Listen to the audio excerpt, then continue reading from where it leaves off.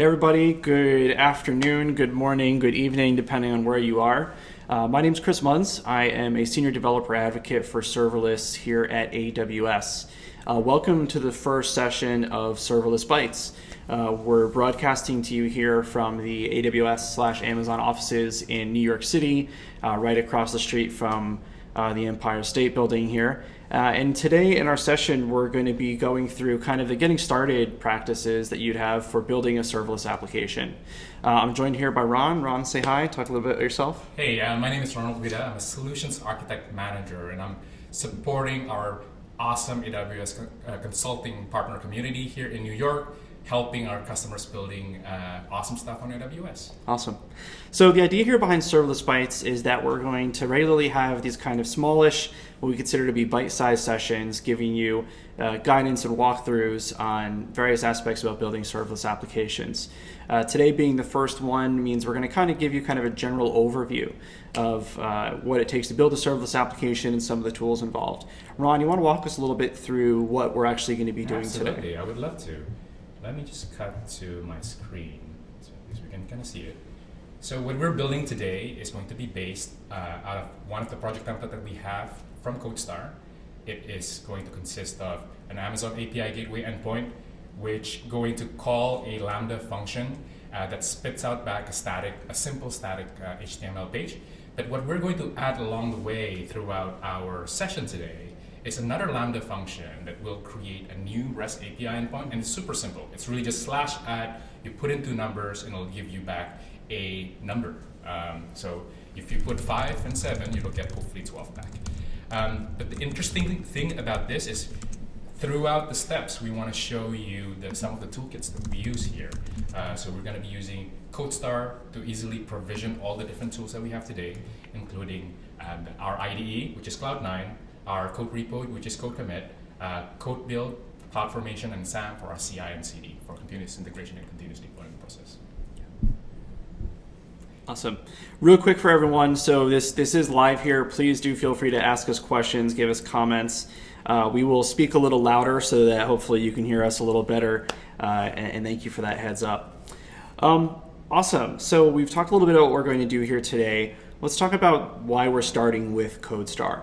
So when it comes to building an application, we find today, and what we really kind of encourage developers is to follow the best practices that exist around continuous integration and delivery. And when it comes to, at least from my point of view of thinking about how to get started with continuous integration and delivery, AWS CodeStar is basically the easiest place to start. So let's start from that position and kind of walk through what's necessary to get our serverless application off the ground. Absolutely. And if you want to follow along, Chris, could you copy paste the link? Oh, we've got it already, so we've got it on chat. So let's get going. So first thing first, hopefully you are using your IAM user instead of your root account, and that will help us get going.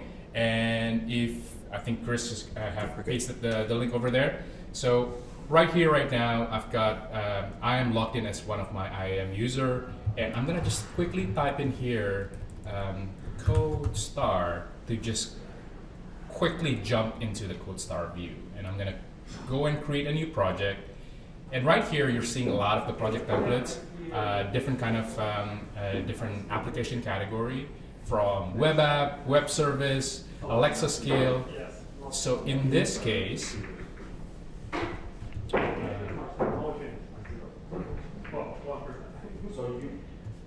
Sorry here guys, 1 second. So in this case, I am going to select the web application and Node.js and Lambda. And what I've got here is a project template that's exactly that we want to use, right? So if it's running Node.js, it's going to quickly create web application for us, running on AWS Lambda, which is running it serverless. Now, Chris, you want to maybe share a little bit what do we mean when we say serverless? Mm-hmm. So real quick, so people have picked up some background noise here. We are coming to you from actually kind of like a shared lounge space that we have in our office. Our apologies. Some folks were here just kind of hanging out and doing things in between work, but we've got it under control. So When we talk about serverless, basically today it's a broad topic. It means a lot of things to a lot of people, and it kind of encompasses a wide range of what we see as being hot trends in the industry today. For us at AWS, serverless basically comes down to 4 guiding principles. There being absolutely no servers to manage, so no physical, virtual, or containers that you have to think about managing. Automatic scale, so as requests come in, the services automatically scale in response to that. Built-in high availability, so not having to think ideally about availability zones or building n+1 of something or configuring n+1 of something. And then lastly, no cost for idle. Yeah. So across basically all of the tools and everything that we're going to show everybody today here, it meets the requirements for that. So we're going to build our API on top of Lambda. It's going to be invoked via API gateway. Those are kind of 2 core components of the serverless platform here today at AWS. Awesome stuff. Thanks for sharing that. So the first step, or the second step I should say, is to put in your project name, and this is for our CodeStar project name, and I'll just click live from Twitch. And I'm gonna leave everything as default. I'm gonna use code commit repo to store my code, and click next, keep everything as default, create project, and the next step is I'm gonna pick my IDE, and in this case I'm gonna go with Cloudnine. Same thing again, I'm gonna keep everything nice and simple. I'm gonna leave everything as default. If you have advanced VPC networking set up on your account, keep in mind that you have that option to change those things if you want to, but in most cases, we'll just keep everything as default. All right, so now this process is going to take maybe about 6-7 minutes. It is provisioning all the different bits that we talked about before.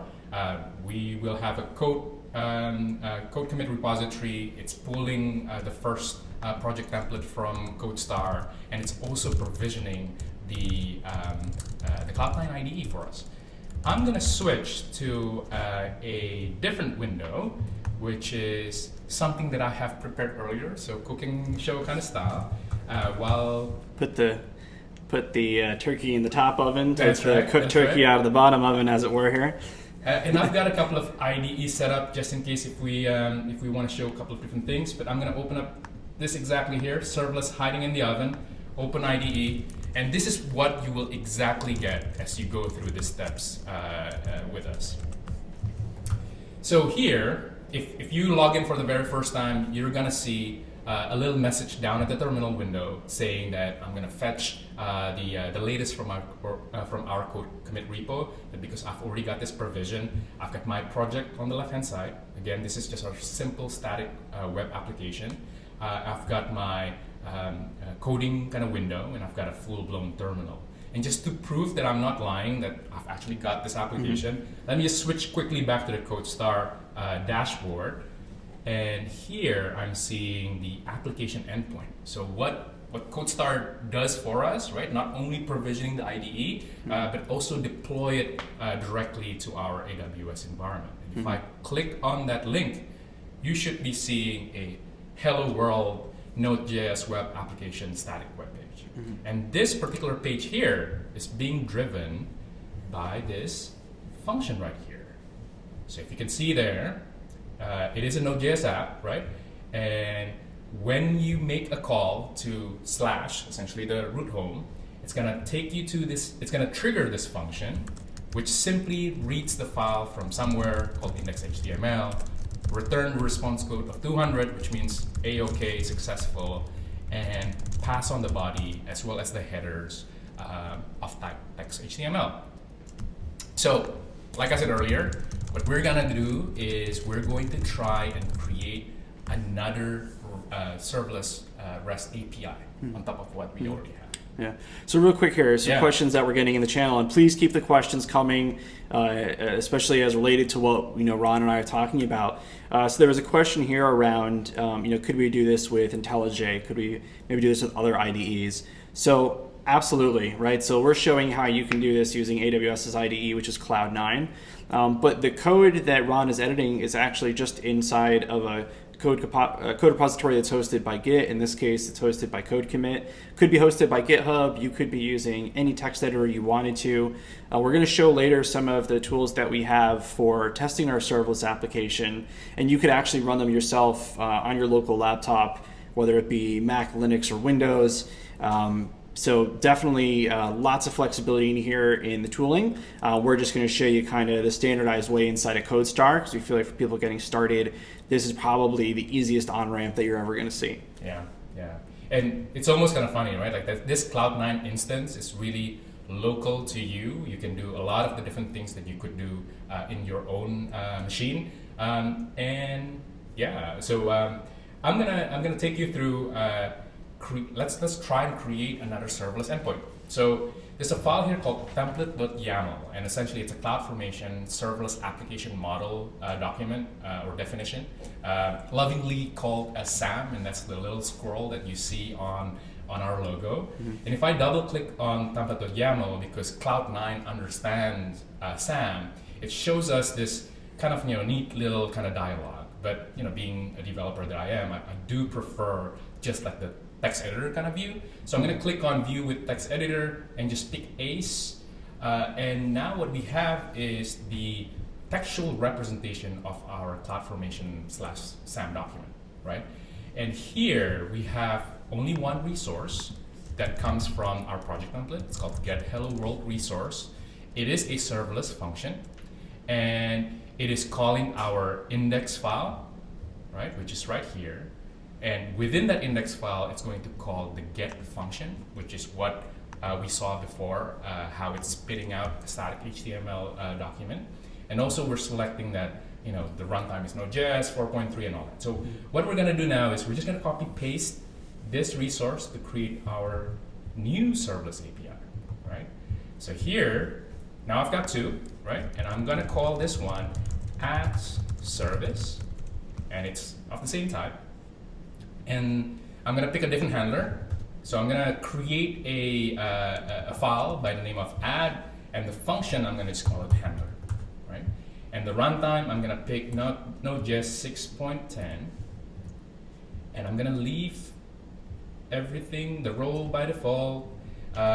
This is where you hook up the function to our API gateway. So this definition right here is where we specify that this function should be triggered by our API gateway. So those two components are two separate things. We have the Lambda function, the serverless function, and we also have the API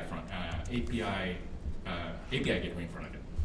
So here I'm going to call this add event type of API, and the path that it will respond to is /add, and you need to pass in, or our users need to pass in two parameters, X and Y. And I think I can keep everything else by default. So at this point, we've defined it. I need to create that new file. And just to make it a little bit more simpler, if you follow the instructions, you can do a quick wget. And I've got here somewhere in my history so that I don't make a copy pasting error. And I guess I've been testing quite a bit. So while you're looking for that real quick, so there was a question about a couple of things going on here, so I'll kind of address those while you dig that out. Yeah. The first was there was a question about the role part that we see here, so the lines which have the FN or function import value, and then there's a join and a bunch of other of kind of reference parameters there. So the role in this case is an IAM role. And with Lambda functions, they operate by assuming basically the permissions of an IAM role that you assign to it at invocation. In this case, the Lambda trust role is just kind of a default role that's been created that allows our Lambda function to be executed, to write to logs, a couple other very basic kind of capabilities that are part of it. This is something that you as a developer could control and set up. Now what we see here is kind of a way of making this highly dynamic, given that this was a generated template for us around the project that Ron had created, the region that we're running it in, and then that named trust role. So that's what's going on there. There was another question around best practices for Lambda microservices. Maybe a little bit more of an advanced topic for today's stream, but generally speaking, the recommendation is kind of you would have a CodeStar project per service, typically. So you want to think of having a single service inside of a single code repository. That code repository aligns itself with a pipeline and then environments for dev, staging, and prod. Real quick kind of shout out or point out to this, you could find a whole lot of this type of information if you go to aws.amazon.com/serverless, and then you could find links to previous webinars that we've done on development workflow, deep dives into SAM. We actually have a bunch of those, as well as other Twitch episodes and a whole lot of resources. So aws.amazon.com/serverless is kind of our main homepage for this entire kind of world of technologies, and definitely encourage you to check that out. Awesome stuff. Thanks, Chris. So I finally found the right URL, and what I did was just simply do a wget or a curl, download the tarball, untar it, and what I have here is a couple of new files. And I'm just going to delete the tarball just to make it clean. And I've got app.js, right, which is the new file that we want. We also have a couple of test payload that we're going to be using a little bit later on. So just to kind of remind everyone, right, what we want is we want to create a handler function within our app.js file. Right, so I'm going to go and double click app.js, and here I have just like a simple skeleton function where this line number 19 right here is showing the handler function with all the kind of lambda function expected parameters. And what it does, it's simply calling this add function, which is defined right at the top. And here is where we're going to define, or we're going to implement our addition function. So Chris, I'm going to share my Cloudnine environment with you just in case if I make some silly mistake. You do that at your own risk. So I've created an IAM user account for Chris on my AWS account, and I can then invite Muns. And I would say that I'm taking the risk to invite Chris into my environment, and I've added him. So now, hopefully, if I make a mistake or I need to do certain things, Chris can help me out. And so now on my side, again, I'm logged into a different IAM account in Ron's overall AWS account. And so now I've seen the Cloudnine IDE that's been shared. I've actually logged into it. And just real quick to show how this works here, I'm able to write a comment, and so you see that show up. So that's true, that's not a comment, my apologies. There we go. So pretty cool with Cloudnine that you can do this, be able to collaborate with other people. This is really useful for code reviews. Actually at Amazon, code reviews is kind of something that we really encourage our development teams to have as part of their process. A lot of the code that you've seen in consuming services from Amazon.com and from AWS has gone through a code review process by another person on a team, and so it's something that we really lean on. And so what's really great about Cloudnine is you can actually, as a partner of someone on the team, walk through code, say maybe you could do it this way, offer up corrections, help people troubleshoot and debug. And given kind of all of the other powers of what you can do inside of Cloudnine, which we'll continue to talk through, it's a really pretty cool feature. Absolutely. So what I'm going to do next here is, and as Chris was talking, I just implemented my, very efficient and robust addition function, which is x plus y, and I just want to make sure that everything works. So I'm going to do a few different things. First, I'm going to open up the AWS Resources tab on the right-hand side, just to make sure that I've hooked everything up properly. And I'm going to just quickly refresh that, and I'm seeing get hello world, which was our hello world RESTful API endpoint that returns that static web page. And we also have a new one right here, which is add service. So I think we've defined everything correctly. And what I'm going to do now is I'm going to click on run, and hopefully the demo god is on my side. Yes, it is showing my the debug screen, and all I have to do here is I want to make sure that if I type in x is equals to 10 and y equals to 20, and I'm going to mark this as debug. Oh, you know what? I don't really care at this point. I just want to run it to make sure that it's working, and it's running on Lambda local, right? And as you see here, my handler function, and let me just close this off for a little bit so we have more space. Our Lambda function returns a status code, a body, and a header, and the result is within the body. And what we're seeing here is we are getting the right result, right? So 10 plus 20 is 30, so we're rocking. Now, I could potentially just commit and push this right away, and we can see it live in production, but there might be one more thing that I want to check. In this case, I want to check to make sure that that Lambda function behaves the right way on API Gateway. So rather than running it on Lambda local, I also have the ability to pick API Gateway local, right? And the dialog is a little bit different because instead of passing that JSON payload, I can ask for a specific path because it is by the end of the day a RESTful API. So I'm gonna go with add 40 plus 50, right? And get response, and I'm going to run debug just in case if anything breaks, and maybe even put a breakpoint there. And I'm gonna run the debugger this time. So just real quick for folks that are following, this is being recorded right now. So while this is live, this is also being recorded, so you can come back and find it again. As I mentioned earlier, we are in the AWS Amazon office, like lounge area, and so there's things going on in the background. Our apologies.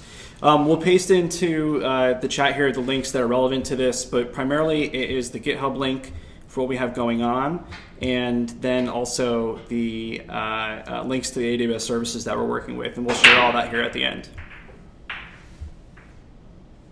Okay, so what I'm gonna do is I'm going to debug the function.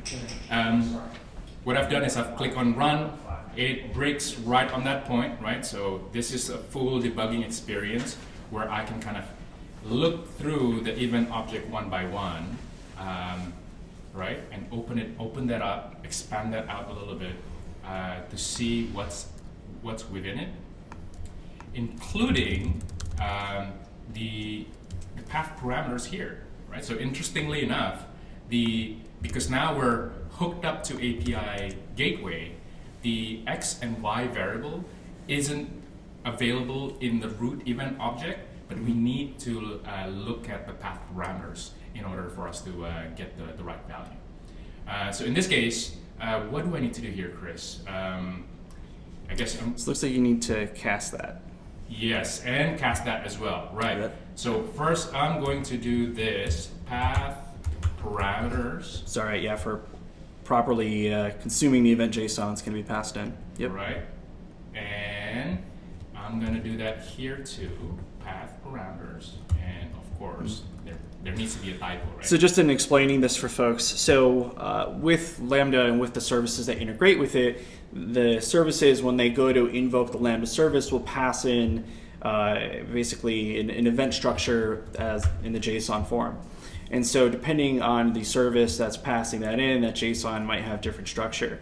In this case, with using API Gateway, because we're going to be passing in the data that we're passing in as a part of the URI, then basically it's representing the JSON inside of the path parameters part of that structure. Again, depending on the service, and you can find this on the documentation, as well as in the Lambda console for generating tests, as well as in SamLocal CLI, you could get kind of an understanding of what the JSON looks like from different services. Yeah, thanks for that, Chris. And so one more thing that Chris kind of pointed out earlier is remember that when you get something from API Gateway, it is treating it as a string. So in this case, Chris reminded me to cast it to the right type. And while I was modifying that, as you notice, I didn't have to restart the debugger. I just kept on going, and now I can see that everything is passed on correctly. So I can just quickly get out from the debugger mode. Now I'm feeling good about it. I can try, and as you see here, 40 plus 50 returns 50. One more thing that I like about testing in this mode is, you kind of see all the different kind of metrics here. You can see the duration of the session. So in this case, obviously it's large because I was in debugging mode, but let me turn that off. I'm just gonna quickly run it again. You can see that that function uses 3.30 seconds of compute time. Just like things of that nature, you can see like the maximum memory used. Yep. So basically Cloudnine is using a tool that we have called SamLocal behind the scenes, which is actually taking this code that we have, looking at the SAM template file, which we talked about earlier, and bundling that up into a Docker container that's then running actively inside of the IDE environment that Ron's running. And so when you go through and run that locally inside the IDE, it's actually mimicking exactly what the Lambda service itself would be doing when you're executing this code. So you see all the same metrics, you see all the same logging output, and so this is, again, kind of gives you as close to you running this actually in the Lambda service in your IDE. And again, SamLocal is something that you can download yourself onto your workstation outside of the Cloudnine IDE and use it with, again, any environments or OS that you might be developing from. Absolutely. So what I did was I was happy with the code that I wrote. I added to Git, committed, pushed through origin master, which means it goes back all the way to code commit again. And we're going to have a little peek on what's happening behind the scene. So let's quickly flip over to our CodeStar environment. And as you can see, let me just sure I have the right one. There you go. So as you see here, Can you zoom in a little bit on that? Just make that a little bit bigger. Yeah, there we go. So on the right-hand side, you see a panel here that says continuous deployment. Can you talk a little bit about what's happening here, Chris? Yeah, and unfortunately our heads are blocking a little bit of it, but now it looks okay. CodeStar wraps around a number of other AWS products that we have, and kind of some of the core of what it does is, again, automate the CI/CD process for you. So when Ron first went and launched this project, for those of you watching who maybe didn't join at the very beginning, he had to select the source repo for his code was going to live as part of this. And then what CodeStar does is it builds out that repository and then kind of the rest of the continuous integration delivery pipeline that you need to have. So inside of CodeStar here, we see that we have a pipeline that has what are called 3 stages. Each of those stages has a single action. So you have a source, a build, and then a deploy stage. The source stage in this case is using CodeCommit, which is AWS's managed Git service. The build is then being done inside of AWS Code Builds, which is AWS's managed CI service. And then at the end here, it is going to deploy using CloudFormation. Now, it's interesting, we've been talking about SAM and SAM templates. SAM, or Serverless Application Models, is actually an extension on top of CloudFormation. And so you actually use the CloudFormation service to execute those SAM templates, but writing SAM is much, much, much less verbose than writing raw CloudFormation templates. So all that Ron had to do, again, and all that any developer would have to do is commit his code. And then what's happened here is that CodeStar has set things up to basically just do the right thing. So our application's code was committed. That kicked off the pipeline. Now we see a build in progress, and we can actually go and watch the steps of that build. Depending on your language, you could have to compile code. You might do things like unit testing, linting, syntax checking, all the kind of good things that you'd want to do as part of a typical build process. And while we're waiting for that to finish, and I do want to see a successful build, fingers crossed, before we end the webcast.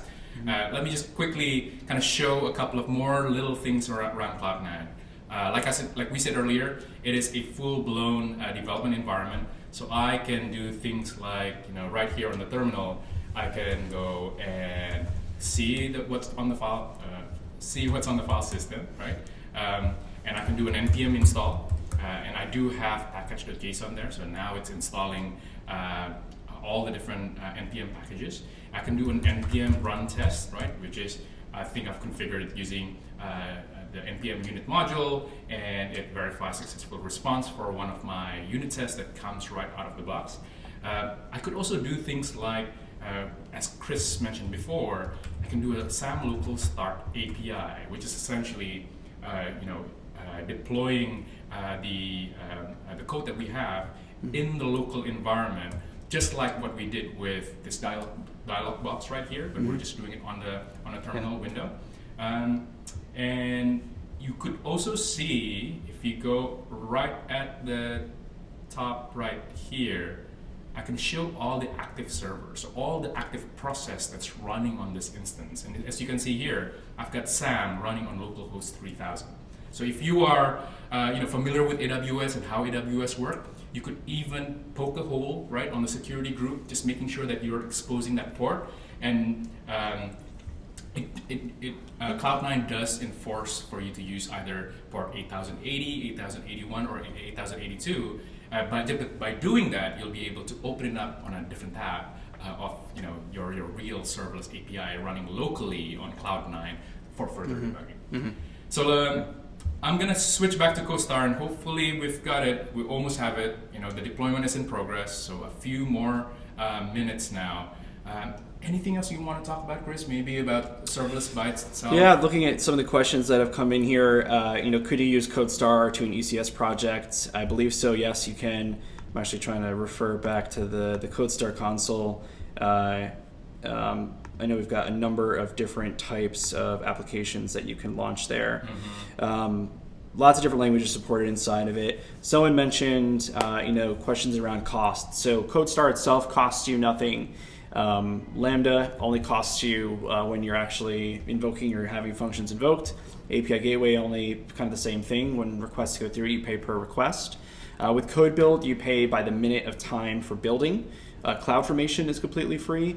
And then Code Commit and CodePipeline are probably the only two services that have kind of an ongoing charge.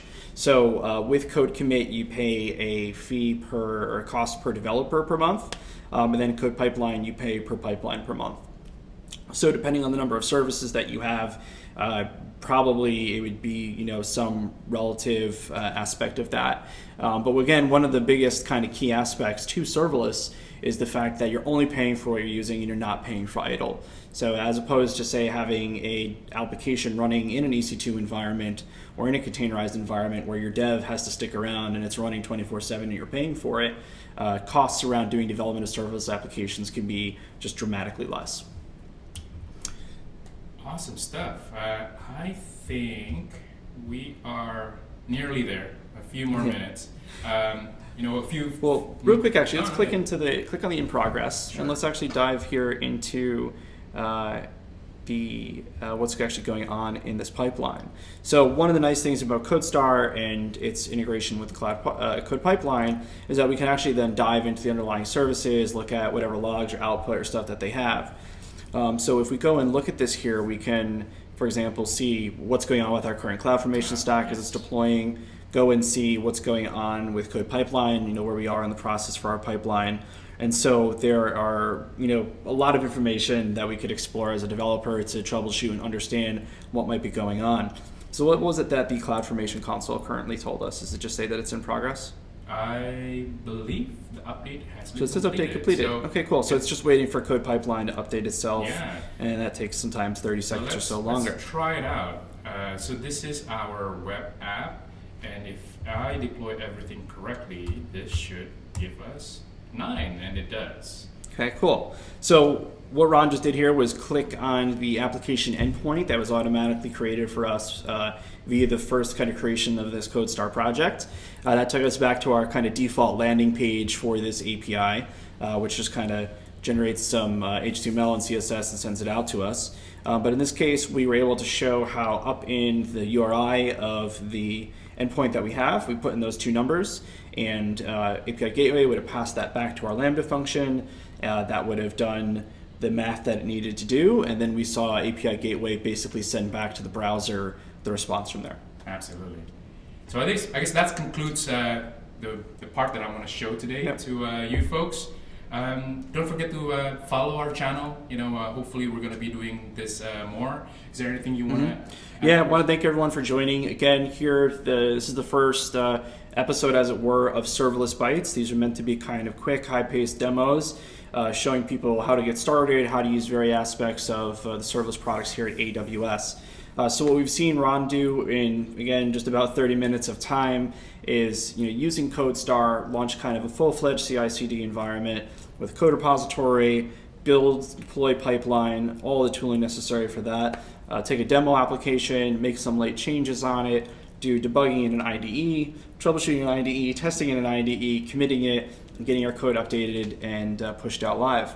So again, thank you for joining us. We'll have more episodes here in the coming weeks and months.